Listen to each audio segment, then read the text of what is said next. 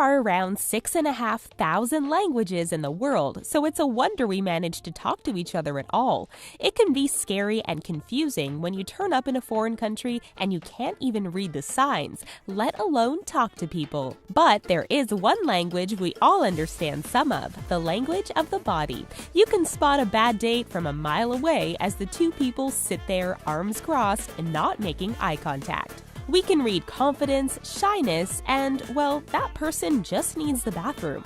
So come find out what your body language gives away. Your body can communicate directly with the hub. All you need to do is rub us lovingly on the subscribe button to show us that you care. Not too hard now, we're ticklish. Eye contact. They say that the eyes are the window to the soul, so anyone who stares lovingly into them is actually just a peeping Tom. How your eyes meet with other eyes normally is an indication of confidence, interest, and honesty. It's supposed to be one of the most important factors in giving a great job interview. If you turn up and stare at the floor, you're unlikely to get hired, unless you're applying for floor technician, in which case you're hired. But be careful not to overdo it. Good, strong eye contact is one thing, a hard stare is another. This is not universal though. In areas like Eastern Europe, it's fairly normal to have people stare at you on public transport. They're not being creepy or aggressive as people would assume in the UK or US, and it's fairly normal. Nail legs. For many parts of the day, our legs' main job is to get us from point A to point B and to stop us falling off our chairs again. But when they're not stuffed under a desk or bouncing along the pavement, they can reveal your personality type. For men, the classic manspreading shows a dominant person, someone who likes to be in charge and show everyone who's boss. They're the kind of people who give themselves "you da man" pep talks in the mirror every morning. In most European and Asian countries, men often sit with their left leg crossed over their right, with both pointing downwards. In the US, this would probably indicate a closed nature. But if one leg is horizontal with the ankle resting over the knee, then this is a confident and often argumentative pose. Imagine, if you will, a smug yoga teacher who is explaining why you shouldn't eat gluten. Female legs. Female leg position has obviously been influenced by clothing, so a leg spread is pretty rare because it's seen as impolite in many cultures. As a result, most female leg poses involve the legs being together, but there's still plenty of variety in there. The more closed form is when one foot wraps around the back of the other leg. This is called an ankle lock. In both men and women, it's a sign of repression or fear. A study showed that 88% of people lock their ankles when sitting in a dental chair to have a procedure. Only 68% did it for just a checkup. The female power pose is both legs together in parallel and tilted to a slight angle. It shows control and is often used in fashion modeling. It also makes women look more like mermaids, and who wouldn't want that? Playing with hair. Men don't often play with their hair, but this is likely due to having less of it, since you see plenty of little boys doing it. Running your hands through your hair, especially taking hair away from your face, is often seen as flirtatious and open, since you are showing you are happy with your appearance. The most extreme of these is tossing your head back and shaking out your hair, but it can also make you look like you're auditioning for a shampoo advert. Playing with hair is not always a good sign though. Holding hair indicates awkwardness and nervousness, so make sure that your hands don't linger too long in your locks. A good contrast is someone curling their hair around a finger. It can be flirtatious or done as a way to relax, but if the hair is held by one hand and twirled by another, it's a much more nervous signal. Drumming fingers. We fidget from time to time in a variety of different ways. There's the various hair flicks and twirls we mentioned before. There's nail biting, head scratching, mouth wriggling, and the list goes on. But most of these are unobtrusive. After all, you wouldn't notice them unless you were looking at the person. However, finger drumming is a loud and obvious message. It broadcasts your impatience or frustration across the whole room, and you often don't realize you're doing it. In times of stress or long waits, many people drum their fingertips on the desk or the table.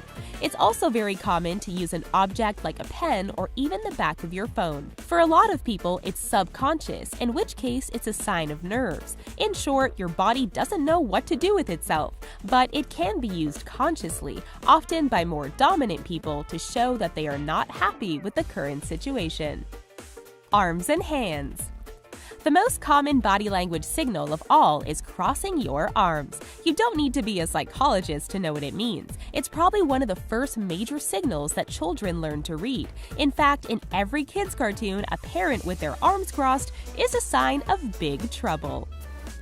However, if your arms are crossed behind your back, the meaning is reversed. Shyness turns to fearlessness, anger becomes calm.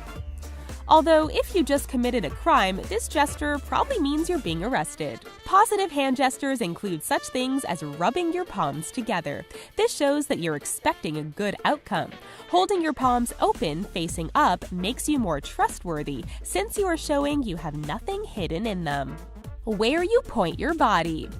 When it comes to body language, your chest is basically a big arrow, so where you are pointing it indicates where your interest lies.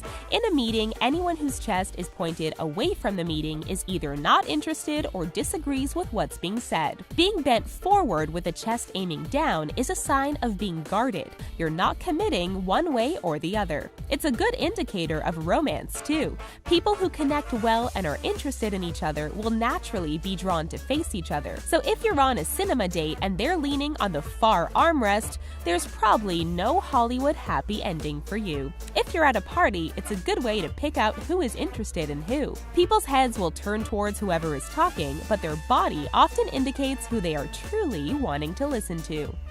Shaking hands. There's a lot of science involved in a simple handshake.